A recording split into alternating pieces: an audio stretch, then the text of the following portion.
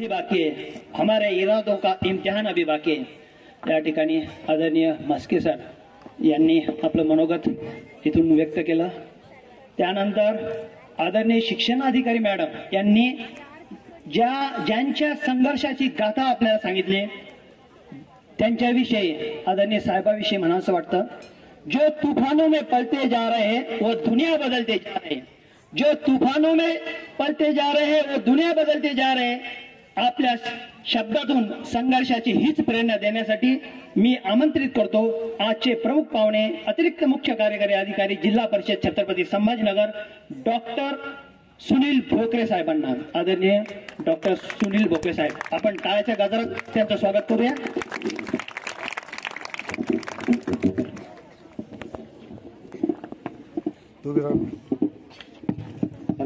सन्मान्य व्यासपीठावरील Chavan madam,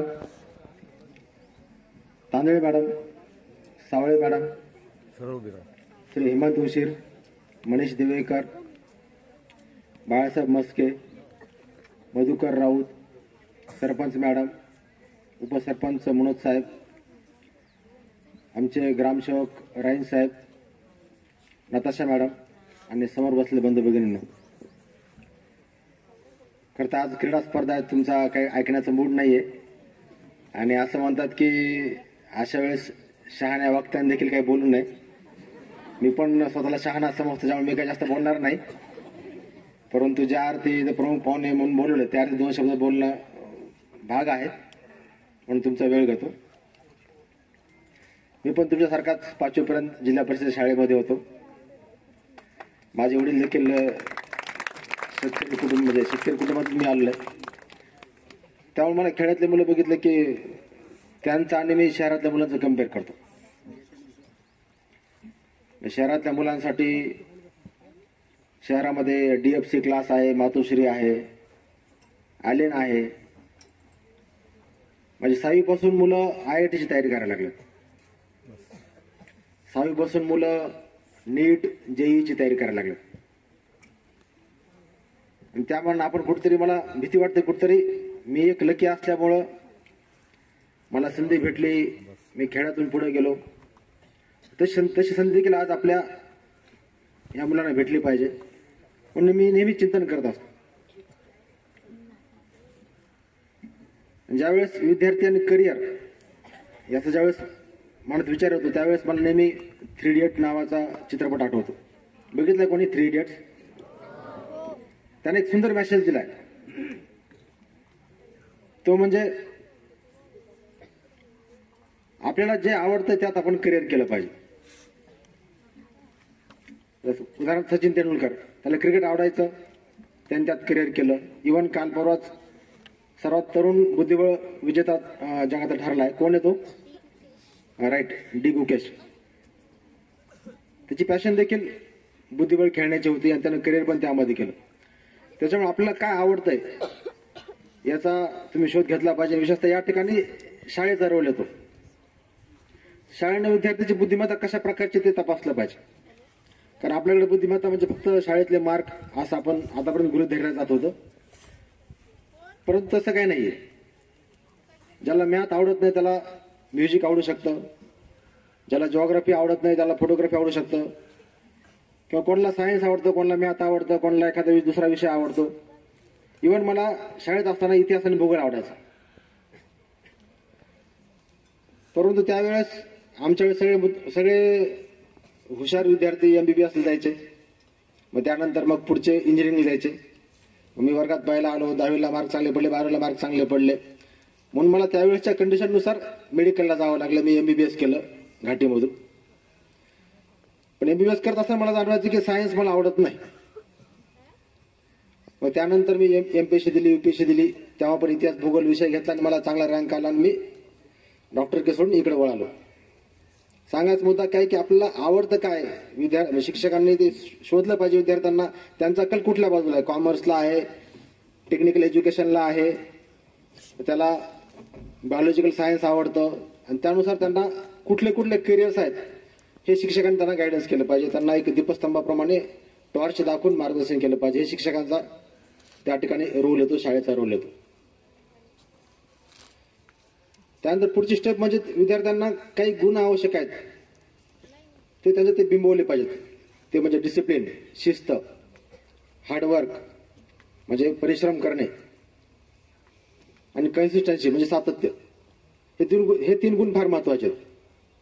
discipline, hard work आणि consistency हे तीन गुण आपल्या विद्यार्थ्यात कसे बिंबतील, त्याचे ते कसे आत्मसात होतील याकडे तुम्ही लक्ष दिलं पाहिजे शिक्षकांनी.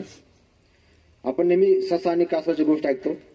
तर टॅलेंट सशाकडे होतं, परंतु त्याच्याकडे डिसिप्लिन नव्हती, हार्डवर्क नव्हतं, सातत्य नव्हतं. त्यामुळे तो ससा हारला आणि कासव जिंकला. त्याच्यामुळे विद्यार्थ्यांमध्ये टॅलेंट असं उपयोगाचं नाही, तर त्यात हे गुण पण आले पाहिजे, कौशल्य पण आले पाहिजे. त्याच्यामुळं आपण शिक्षकांचा रोल महत्वाचा आहे. त्यांना संस्काराची शिदोरी द्या, त्यांना चांगले गुण त्यांच्यात बिंबवतील हे बघा. सर्वात महत्वाचं म्हणजे विद्यार्थ्यांनी खेळलं पाहिजे. कारण खेळल्यामुळे काय होतं की तुमची बॉडी स्ट्रॉंग होते. बॉडी स्ट्रॉंग झाली की तुमचं मन स्ट्रॉंग होते.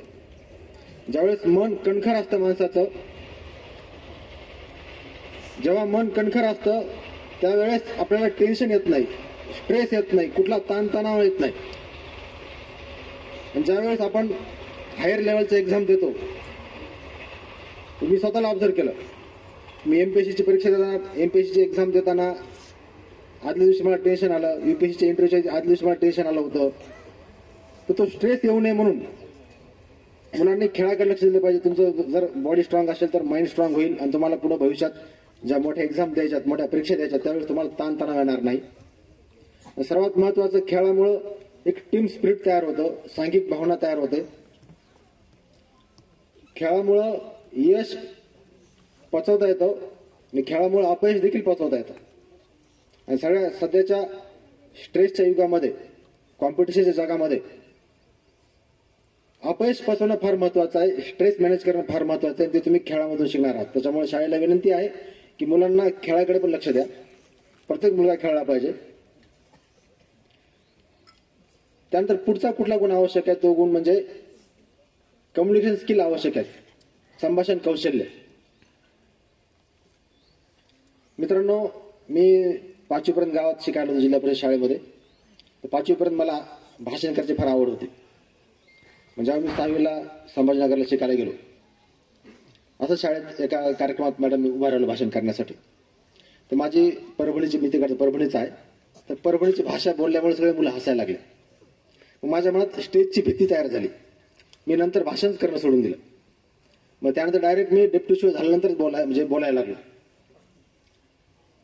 सांगायचा मुद्दा की माझं भागलं, कारण मी सरकारी क्षेत्रात नोकरी लावलो. सरकारी क्षेत्रामध्ये कम्युनिकेशन स्किल जर नसेल त्या एखाद्या धकून जातं, परंतु प्रायव्हेट क्षेत्रामध्ये तुमच्यामध्ये ते कम्युनिकेशन स्किल असलं पाहिजे, संभाषण कौशल्य असलं पाहिजे.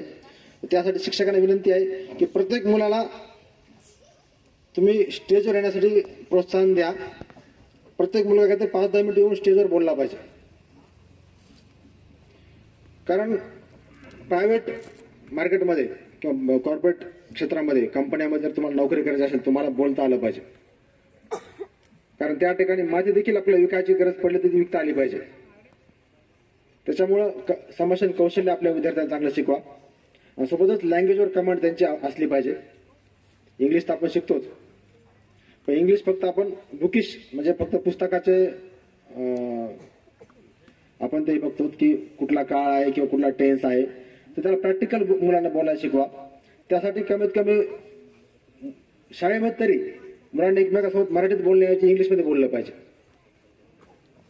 आम्ही MBBSला असं ठरवलं की आपण इंग्लिश इम्प्रूव्ह करण्यासाठी इंग्लिशमध्ये बोलायचं, नाहीतर बोलायचंच नाही. आम्ही 2 दिवस म्हणजे काहीच बोललो नाही एकमेकांसोबत. मग तेव्हा लक्षात आलं की आपली खरंच इंग्लिश फार कच्ची आहे. जरी आम्ही सगळ्यात टॉपचं एज्युकेशन काय MBBS, त्याला आम्ही ऍडमिशन घेतलं, त्या ठिकाणी आम्ही शिकायचं, पण इंग्लिशवरती लिहिता यायचं पण बोलता येत नव्हतं. तर यासाठी विद्यार्थ्यांना एकमेकांसोबत बोलायला इंग्लिशमध्ये शिकवा. निदान असा रूल करा की आपल्या शाळेत जे काही शाळेचा टाइम आहे त्यावेळेस इंग्लिशमध्येच बोलायचं, मराठीत बोलायचंच नाही. काय होईल, 1-2 दिवस तुम्हाला बोलता येणार नाही, परंतु आपल्याकडे जो काही शब्दसाठा आहे 7वी-8वी पर्यंतचा, तो शब्दसाठा इंग्लिशमध्ये बोलण्यासाठी आवश्यक आहे. माझा मुलगा, आम्ही याच्या अगोदर संभाजीनगरला, याच्या अगोदर मी बीडला होतो. तर बीडला 2nd पर्यंत, 2री पर्यंत बीडला होता. खेड्याच्या भागात कसं असतं की शक्यतो इंग्लिशकडे लक्ष दिलं जात नाही, काय नाही. जेव्हा आम्ही शहरात आलो तर तो 6 महिन्यात इंग्लिश बोलायला शिकला. कारण काय की वर्गातल्या बाकीचे मुलं इंग्लिश बोलत होते. त्याच्यामुळं इंग्लिशवरती कमांड पाहिजे. तुमच्याकडे प्रत्येकाच्या घरी टीव्ही आहे, सगळेजण कार्टून बघतात का? कार्टून पाहतात ना? तर कार्टून इंग्लिशमध्ये बघा आणि दररोज फक्त अर्धा तास, जास्त बघू नका, अर्धा तास. तर कार्टूनची जी लँग्वेज असते ना इंग्लिशमधली ती फार साधी आणि सोपी असते. वाक्य छोटे असतात, शब्द पण सिंपल असतात. ती कार्टून जर तुम्ही ऑब्झर्व केलं रोज अर्धा तास किंवा रेडिओवरच्या किंवा टीव्हीवरच्या इंग्लिश बातम्या जर तुम्ही ऐकल्या तर तुमचं इंग्लिश सुधारेल, व्होकॅब्युलरी सुधारेल, शब्दसंग्रह वाढेल आणि तुमची इंग्लिश लँग्वेज चांगलं होईल. आणि या इंग्लिश सोबतच शिक्षकांना आणखी एक विनंती आहे की आपल्या मोबाईलमध्ये डिओलिंगो नावाचं एक ॲप आहे. डिओलिंगो म्हणजे काय? डबल भाषा. डिओलिंगो. तर त्या ॲपद्वारे तुम्ही कुठली एक भाषा शिकू शकतात. यामध्ये युरोपियन भाषा शिकली पाहिजे. जर्मन असेल, फ्रेंच असेल किंवा जपानची भाषा असेल. कशासाठी? कारण ह्या देशामध्ये त्यांचा लोकसंख्येचा रेट कमी आहे, त्यामुळे तिकडे मोठ्या प्रमाणात जॉब्स अवेलेबल आहेत. तर आपण जर ती भाषा शिकलो तर उद्या आपल्या विद्यार्थ्यांना चांगले जॉब तिकडे मिळू शकतात. तिकडचा पगार पण चांगले असतात. त्याच्यामुळं ही भाषा पण आपण कौशल्य वाढवलं पाहिजे. तसं असो, तुमचे 2 मिनिटं म्हणता मी 4-5 मिनिट घेतले.